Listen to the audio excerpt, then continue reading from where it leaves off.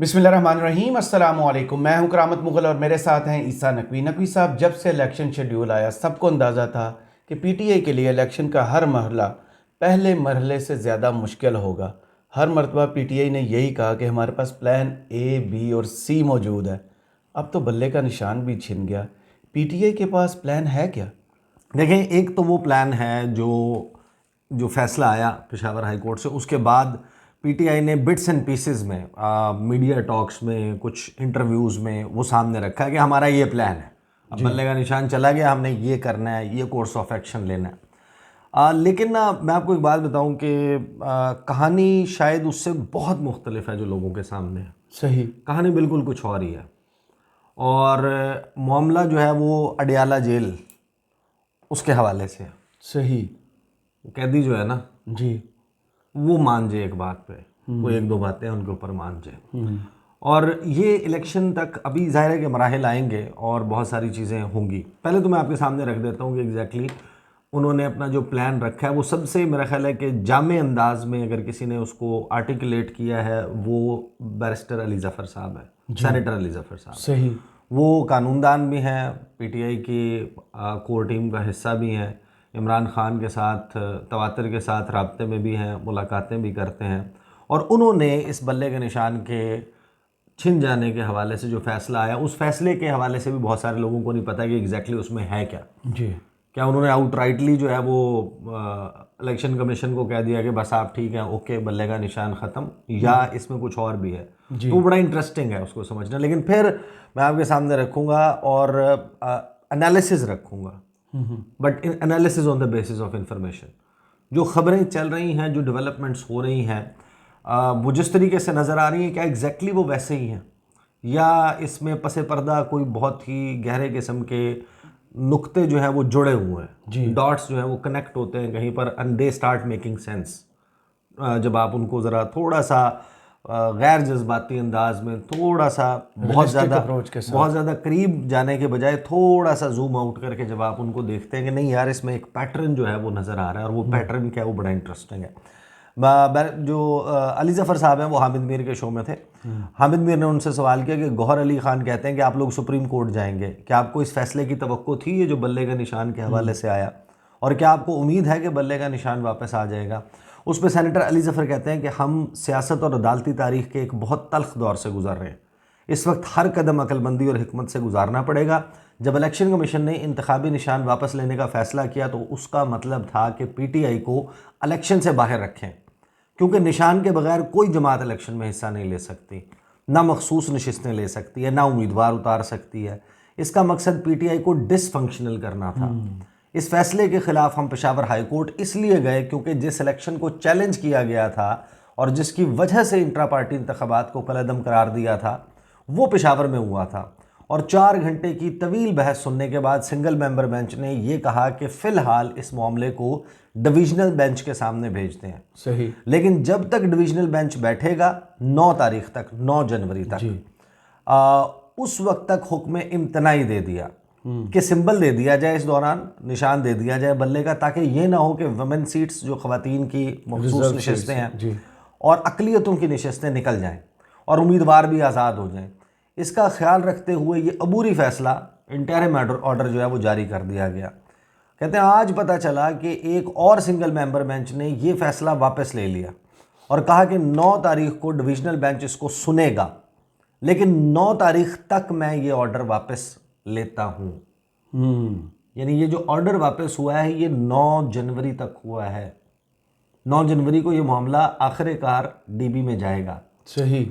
और 2 रुकनी बेंच जो है वो इसकी समाअत करेगा और ये देखेगा कि इलेक्शन कमीशन के पास ये इख्तियार था या नहीं। लेकिन इसमें देखें इसमें हुआ क्या।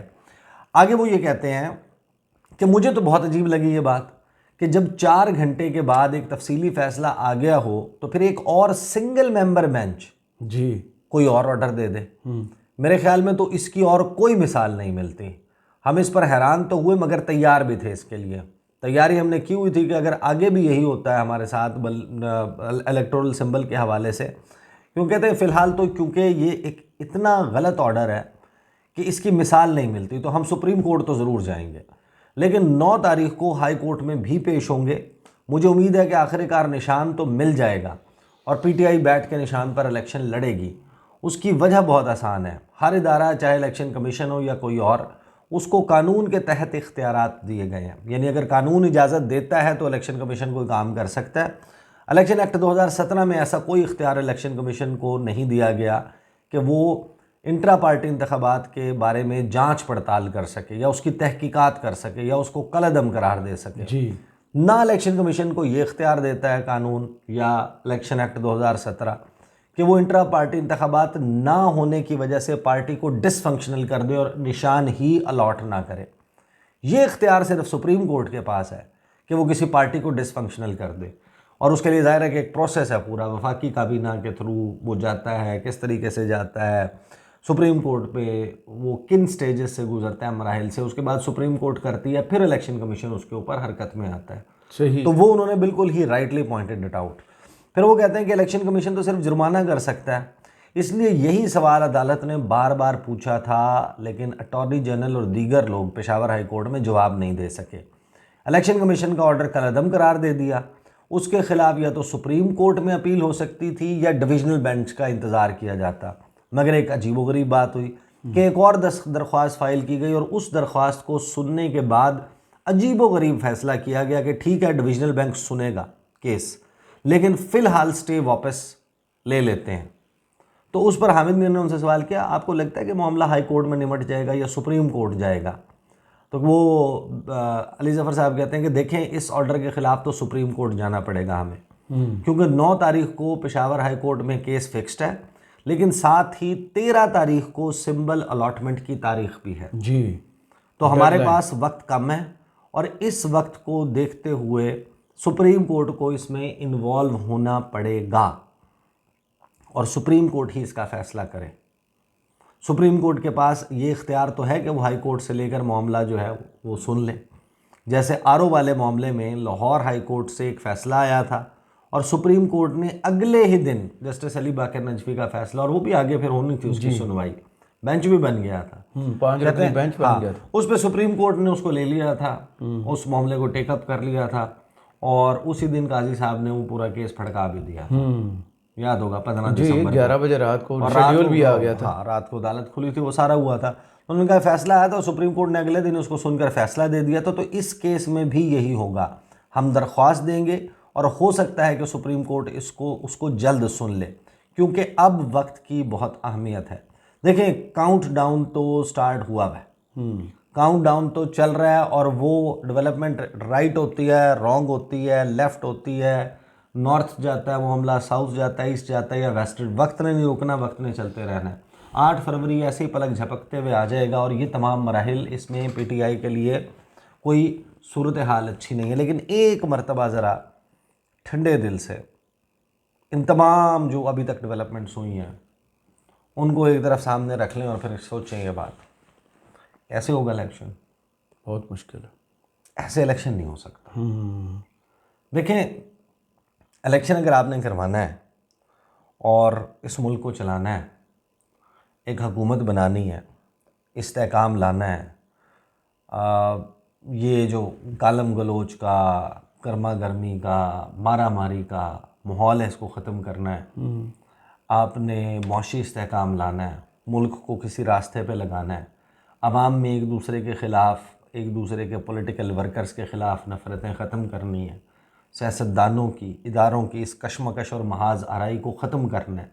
क्या ये 8 फरवरी का इलेक्शन किसी भी सूरत अगर ऐसे होना है जैसे ये हो रहा है, तो वो इसमें से कोई एक ऑब्जेक्टिव चंद फीसद भी अचीव कर सकता है? नहीं। इसका जवाब आता है नहीं में।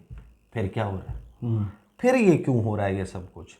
जब आपको इससे इस्तेहकाम नहीं मिल सकता, मुआशी इस्तेहकाम नहीं मिल सकता, जो वज़ीर आज़म बनेगा उसके पास अथॉरिटी नहीं होगी, जो वज़ीर आज़म बनेगा उसकी आवाम में जो है वो वज़ीराई नहीं होगी, जब कोई इंस्टॉल हो जाता है उसको इंटरनेशनली कोई कबूल नहीं करेगा, SIFC के लिए आपको पैसे लाने के लिए मसाइल का सामना होगा, लोकल सतह के ऊपर जिस वक्त शोरिश चल रही होगी, एहतजाज चल रहा होगा, इसी तरीके से इंटरनेट के ऊपर ट्विटर के ऊपर, यूट्यूब के ऊपर, फेसबुक के ऊपर, हर सोशल मीडिया के प्लेटफॉर्म के ऊपर एक अजीबोगरीब किस्म का हिजान बरपा होगा, तो क्या उससे वो ऑब्जेक्टिव अचीव होगा? नहीं। मुख्तलिफ ममालिक में जिस तरीके से एहतजाज पीटीआई पहले करती रही है, अगर उसका सिलसिला जारी रखेगी तो फिर क्या वो ऑब्जेक्टिव अचीव होगा? नहीं होगा। जब इन तमाम सवालों का जवाब नहीं में है, फिर जहन में अगला सवाल ये आता है कि फिर ये क्यों हो रहा है? जब ये सब को किसी भी एवरेज जहन रखने वाले शख्स को भी ये इल्म है कि इसके नतीजे में आपको जो अहदाफ इस मुल्क के लिए चाहिए या अपने लिए चाहिए वो अचीव नहीं होते। बिल्कुल। आपको हुकूमत बनानी है ना, एक स्टेबल हुकूमत बनानी है, एक ऐसी हुकूमत बनानी है जिसमें आप अपने स्कोर भी सेटल कर सकें, अपने आप को विंडिकेट भी कर सकें, अपने 2017 के बदले भी ले सकें, वगैरह वगैरह वगैरह, अपना सियासी मुस्तकबिल अपनी फैमिली में आगे ट्रांसफ़र करने को भी सिक्योर कर सकें, अपने बच्चों के लिए जनाब एक लेगेसी भी छोड़ के जा सकें, उनके विरासत में उनको पार्टी और मुल्क भी जो है वो उनके हवाले कर लें।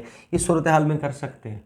नहीं कर सकते, नामुमकिन। जब इन तमाम सवालों का जवाब नहीं में है तो फिर ये क्या हो रहा है कि कागजात नामजदगी छीने जा रहे हैं, स्क्रूटनी में बंदे फारे हो रहे हैं, प्रपोजल सेकेंडर उठाए जा रहे हैं, बल्ले का निशान अकबर एस बाबर और वो लोग जिनका पीटीआई के साथ प्रैक्टिकली आपको पता है कि कोई ताल्लुक नहीं है, वो उनकी पटिशन के ऊपर इलेक्शन कमीशन जो है वो फैसला सुना देता है। उस फैसले पे वो इख्तियार इस्तेमाल कर लिया जाता है जो आइन और कानून में सुप्रीम कोर्ट ऑफ पाकिस्तान के पास है, इलेक्शन कमीशन के पास नहीं है। ये सबको मालूम है कि पार्टी अगर बैन करनी है, टेक्निकली ये बैन ही किया है ना आपने पार्टी को, कदम करार कर सकती है। जब आपने वो कर दिया तो वो तो सिर्फ सुप्रीम कोर्ट से हो सकता है। ये भी हो रहा है, फिर उसके बाद मामला जो है वो चला जाता है। देखें, सूरत हाल ये है कि इस सारे के सारे मामले का जो एक मकसद, दो मकासद जो है वो नज़र आते हैं, दो पॉसिबिलिटीज़ क्रिएट होती हैं जब आप इस सारी सिचुएशन को देखते हैं कि अगर इन तमाम सवालों का जवाब नफ़ी में है, नहीं में है कि नहीं वो ऑब्जेक्टिव्स अचीव नहीं होते, तो फिर उसके बाद दो पॉसिबिलिटीज़ हो सकती हैं कि जिसकी वजह से ये सब कुछ हो रहा है। वो क्या? पॉसिबिलिटी नंबर वन ये है कि ये सारा कुछ देखते हुए पाकिस्तान तहरीक इंसाफ एक ऐसा फ़ैसला कर ले जो उसके लिए सियासी खुदकुशी होगा, बाइकॉट कि जनाब देखें इस वक्त माहौल ये है, हम एक वाइट पेपर निकालते हैं, कोई जाके मशवरा देगा जेल में और कहेगा देखें ये हो गया, फ़लाँ भी नहीं लड़ रहा, आप भी नहीं लड़ रहे, कुरैशी साहब भी नहीं लड़ रहे, परवेज़ इलाही भी नहीं लड़ रहे, वो भी नहीं लड़ रहा, बस सिर्फ अब ये वो बिल्कुल एक नए सेट ऑफ पीपल, नए चेहरे, ये लोग हैं, इन्हीं के कागजात एक्सेप्ट हुए हैं और वो भी आज़ाद उम्मीदवार के तौर पर लड़ेंगे, आज़ाद उम्मीदवार के तौर पर जीत जाएंगे, तो फिर वो जो एक जहाज़ उड़ेगा जहांगीर तरीन का, उनकी भर्तियां मुख्तलिफ़ पार्टीज़ में हो जाएंगी और ज़्यादातर की इस्तेकाम पाकिस्तान पार्टी में हो जाएंगी और वो फिर हिस्सा बन जाएंगे हमारा वोट बैंक उसके ऊपर बल्ले के निशान पे, जैसे नूर आलम खान, राजा रियाज एंड कंपनी, वो सारे वो थे तो बल्ले के निशान पे जी। वोट तो उन्होंने इमरान खान के नाम का लिया था, बैठे थे वो दूसरों के सफ़ों में, एंजॉय उन्होंने दूसरों के साथ किया। तो अभी तो सूरत हाल ये बन गई है तो बाइकआउट कर दें। ये अगर बाइकआउट का फैसला कर देते हैं, that is the only thing which can provide some legitimacy ultimately to the results, क्योंकि उनको गन पॉइंट पे तो बाइकआउट नहीं करवा रहे ना, उनके जो उसके हवाले से मारूजात हैं वो अदालतों में चले जाएंगे, वो फिर लिटिगेशन चलती रहे, वो सुनते रहे। बाइकआउट का मतलब यह है कि आप फेज आउट हो गए, आप फेज आउट हो गए, अब फैसला तो आपने कर लिया, आप कमज़ोर विकेट पे चले गए, आपके पास इंटरनेशनल सपोर्ट नहीं है, आपके हक़ में कोई आवाज़ नहीं उठा रहा और आपका ये अपना डिसीजन है, आप कहते हैं कि जनाब ये ज़्यादतियाँ हो रही हैं, बस फिर कोई चीखते चिल्लाते रहें। Only boycott gives a very fair chance to other parties कि पीटीआई मैदान में नहीं है। अगर पीटीआई मैदान में है, वो ये फ़ैसला कर लेती हैं और जो कि अभी तक इमरान खान नज़र आता है। देखिए ये जो सारा का सारा सिचुएशन है ना, it has to be relaxed. ऐसे इलेक्शन नहीं होगा, ये आप देखेंगे ये 13 जनवरी तक बैलेट पेपर जो है वो जब प्रिंटिंग कॉरपोरेशन ऑफ पाकिस्तान जाएगा ना, उसके बाद ये जो सतह नज़र आ रही है ये स्केल डाउन होगी अल्टीमेटली। और स्केल डाउन होने तक ये जो बहुत ज़्यादा आपको चीज़ें नज़र आ रही हैं ना, उसकी वजह बुनियादी तौर पर यह है कि देखें जब अगर टाइम बॉम्ब लगा हुआ हो और वो जो उसका जो टिकिंग टाइम बॉम्ब है वो उसने रिवर्स में चलना शुरू कर दिया और आपको पता ही है वो आपने जनाब आग लगा दी फीते को और वो जलता हुआ बॉम्ब की तरफ जा रहा है, तो वो जैसे जैसे वो वक्त करीब आता है ना तो पैनिक शुरू होता है और फिर पैनिक में आप ऐसे ऐसे डिसीजंस लेते हैं, पैनिक में आप रिएक्ट करते हैं, आप फिर गलती करते हैं। मुझे तो इस सारी सूरत हाल में दो वजूहत समझ आती हैं। एक ये कि पीटीआई पैनिक कर जाए और ऐसा कोई काम करे कि जिससे उनके खिलाफ केस बने। दूसरा मामला यह है कि पीटीआई बायकॉट का ऐलान कर दे। पीटीआई अगर बायकॉट का ऐलान करती है तो वो सुसाइडल है, क्योंकि उसमें देखें 12 करोड़ 85 लाख रजिस्टर्ड वोटर है। ये सबको मालूम है कि 35 साल से नीचे वाला वोटर तो किसी और जमात के पास जो कि 5 करोड़ से ज़्यादा है, ना होने के बराबर है।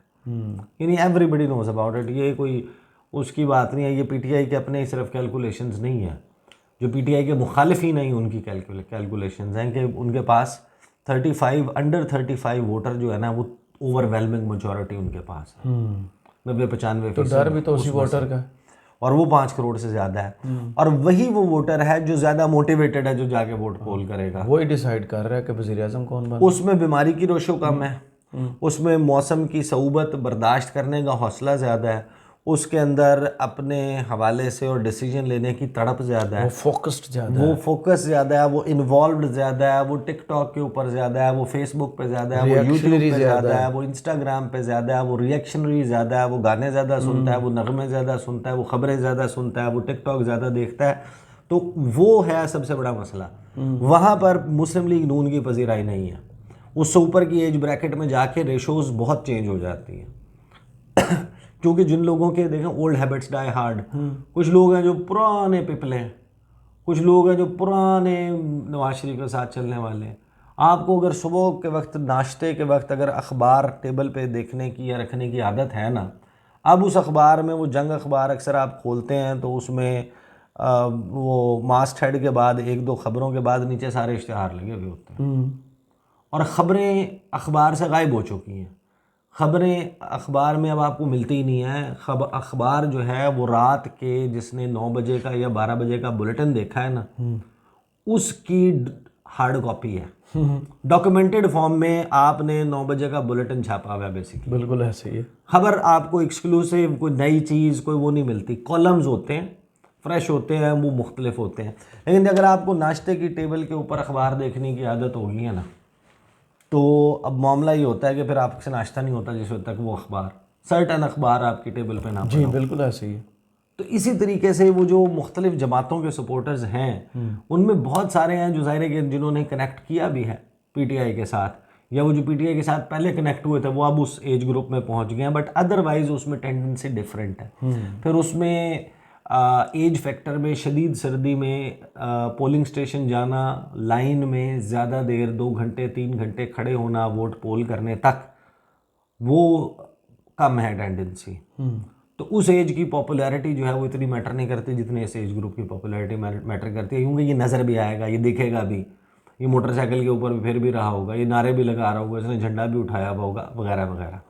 तो इस वजह से जो सूरत हाल है पीटीआई के लिए वो ये है कि जनाब वो क्लेम करते हैं कि हमारा कितना परसेंट है, 62% मिनिमम। मैक्सिमम पे तो ये कहते हैं ना कि हमारा 85% है, कि हमारे पास 85% लोग पाकिस्तान में हमारे साथ हैं। आज अगर आप बायकॉट का ऐलान कर देते हैं तो आपको मेक श्योर करना होगा कि 62% यानी 38% से नीचे हो टर्न आउट। अगर लोग जा नहीं रहे ना अपना वोट पोल करने के लिए, फिर उनका वोट पोल करना कोई मसला नहीं है। सही। जो बंदा खुद जा रहा है, जाके अपने वो निशान कटवा रहा है, वो सारा कुछ कर रहा है और फिर उस तरीके से वोट पोल हो रहा है, फिर तो है। फिर वो जब एक दफ़ा वो बंद हो जाता है, डब्बे में चला जाता है, फॉर्म साइन हो जाता है, बोरी बंद हो जाती है, आप इलेक्शन का बायकॉट करते हैं ना, वहाँ पर आपका पोलिंग एजेंट मौजूद होता है ना, आप इलेक्शन उसके पोलिंग स्टेशन के करीब का हिस्सा नहीं होते, वो आप उस हिस्से से ही आउट हो जाते हैं, उस प्रोसेस से आप आउट हो जाते हैं, आपका नॉमिनेटेड उम्मीदवार नहीं होता और पार्टी का नहीं होता, फिर ये सारे मामला ख़त्म हो जाते हैं। तो वो है बेसिकली बायकॉट का मामला। लेकिन इसमें ये देखा है हमने कि अभी तक इस सारी सूरत हाल में इमरान खान के हवाले से आप एक चीज़ और भी गौर करें ना, वो खबर मानी का वाला केस कहाँ गया?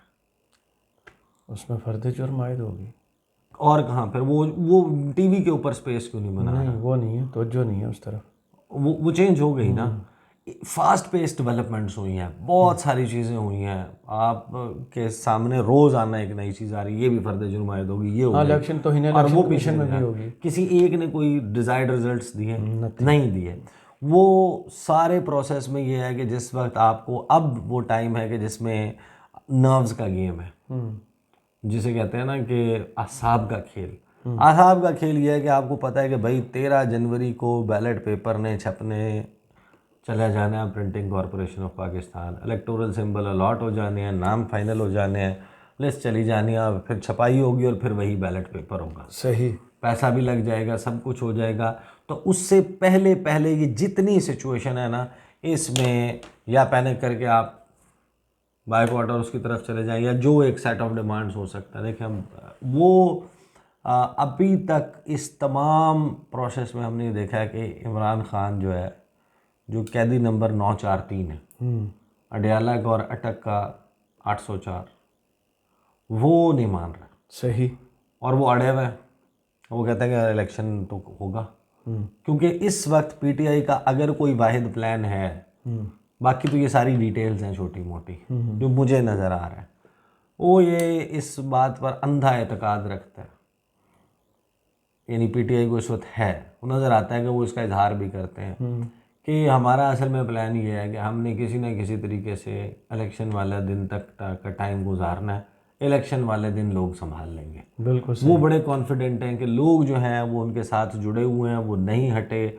वो निकलेंगे, निकल के वोट डालेंगे, और वोट जो है वो उनकी फेवर में होगा, और इतना ज़्यादा होगा कि उसको चेंज करना मुमकिन नहीं होगा। और इसी बुनियाद के ऊपर उनकी सारी पॉलिसी है। बाकी ये सारा कुछ जो है ना वो लेफ़्ट राइट की डिटेल्स हैं। पॉसिबिलिटी सिर्फ एक हो सकती है, बल्ले का निशान वैसे तो मिलेगा अल्टीमेटली। ऐसा इलेक्शन कोई मानेगा नहीं ना, कौन मानेगा फिर उस इलेक्शन को? सही, जिसमें अब ये इस प्रोसेस के ज़रिए पीटीआई अगर आउट हो जाती है, nobody will accept those elections. तो आपने 2 महीने, 4 महीने, 11 महीने, 12 महीने का एक और लाइफ लाइन लेना तो आप ले लें। सही, फिर वो करने की ज़रूरत ही नहीं थी। शहबाज शरीफ साहब को एक्सटेंशन दिलवा देते काजी साहब से, या अपना वो थोड़ा सा और लटका लेते, काजी साहब आ जाते, फिर काजी साहब से वो करवा लेते। सही, या उमरता बंदयाल साहब से करवा लेते, या फिर जो है वो काकड़ साहब को फिर आप कंटिन्यू कर लें। अगर आपने इलेक्शन करवाना है उसमें कोई थोड़ी सी तो लेजिटिमेसी होनी चाहिए ना, गुंजाइश पैदा करें सब जमातों के लिए। तो बहरहाल देखें, बड़ा इंटरेस्टिंग है। बहरहाल तहरीक इंसाफ का मेरे ख्याल में अगर वो प्लान असल में है तो वो ये है कि लोग निकलेंगे और लोग उन्हें वोट देंगे। सही, बहुत शुक्रिया ईसा नकवी, आपके तजिए का कमेंट्स बॉक्स में ज़रूर बताइएगा। ये वीडियो आपको कैसी लगी। इजाज़त दीजिए, अल्लाह हाफ़िज़।